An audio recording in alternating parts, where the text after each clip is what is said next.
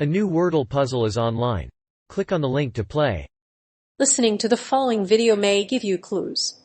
Please like and share the videos. Steve Martin makes fart jokes with Selena Gomez. In this hilarious episode of SNL, Steve Martin makes fart jokes with Selena Gomez.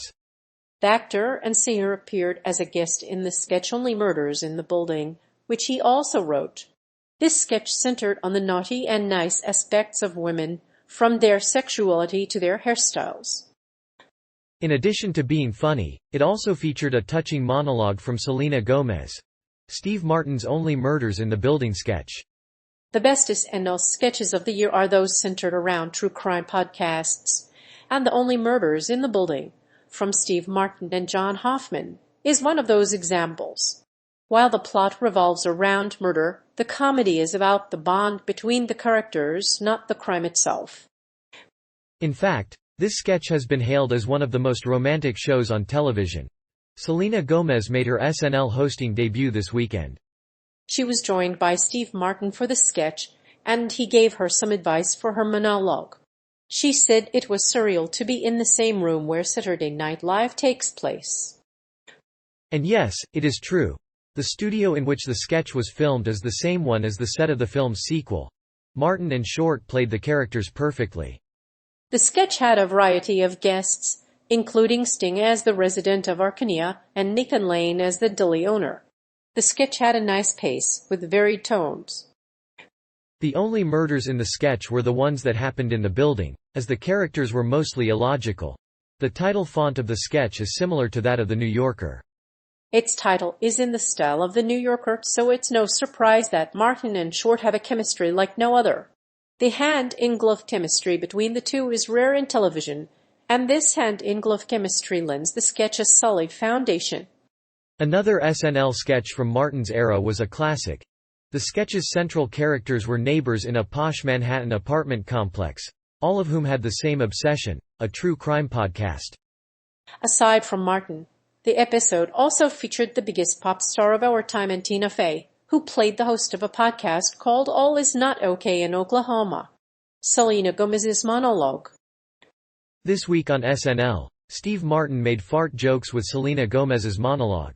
It was a funny episode of the sketch comedy show, which saw Gomez's audience sing along to the Barney theme song. While the sketch was fun, Gomez's evening had a bumpier path. Although Gomez has recently received critical praise for her stand-up performances, she hasn't quite broken out as an actress. Her dry, comic delivery is reminiscent of Aubrey Plaza's, but she lacks the intensity of Plaza's performance. As a host, Gomez might not be the best choice for live sketch comedy, but SNL should give her a chance to break out. Natasha Lyon's appearance on SNL. On May 21, Natasha Lyon will host the 47th season finale of Saturday Night Live. Lyon is co-creator, director, and star of the Netflix comedy drama Russian Doll. She'll also be making her hosting debut. Japanese Breakfast will perform during her appearance on Saturday Night Live. The band is led by Michelle Zauner, and recently released its third album Jubilee. Post Malone will perform during her emceeing role. After starring in the Netflix series Orange is the New Black, Lyon has a busy schedule ahead of her final Saturday Night Live appearance. She'll join comedian Seth Meyers, who will be joined by Fleet Fox's Robin Pecknold. Japanese Breakfast, meanwhile, will make their SNL debut. Lyon is also promoting their latest album, Poker Face, on Peacock. She'll also appear on the comedy show alongside fellow Netflix star Post Malone. Russian Doll was her breakthrough hit, with Lyon's character time traveling back to the 1990s and experiencing the world through her mother's eyes. It returned after 3 years, with an all-new premise and a familiar day, and was received with 3 Primetime Emmy nominations. Review of Three Daughters. In this historical saga, we are drawn into the lives of 3 generations of Christian women living in Palestine.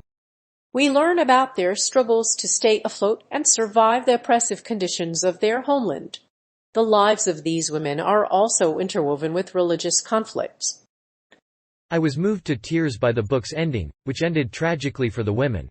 While the story is heartbreaking, I did appreciate the way the book explored the lives of women who were forced to convert to Christianity. Three Daughters is a historical sub about the lives of three sisters, each with their own roles in life.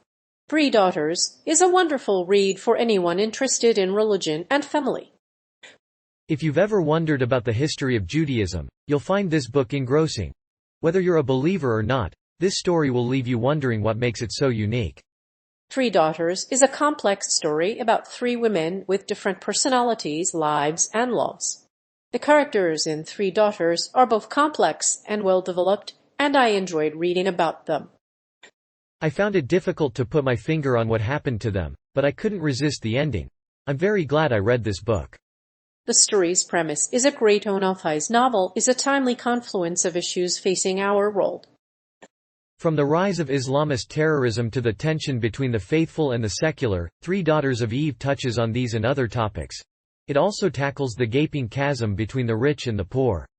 It's a fascinating read, if not an entirely satisfying one. However, it's important to keep in mind the literary merit of this novel. Three Daughters of Eve is a novel set in Istanbul in 2016.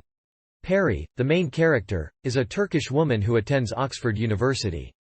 The novel is a commentary on religion and asks questions about the adaptation of Islamic customs to modern life. It is not just about politics and culture, it is about friendships and the relationships between individuals.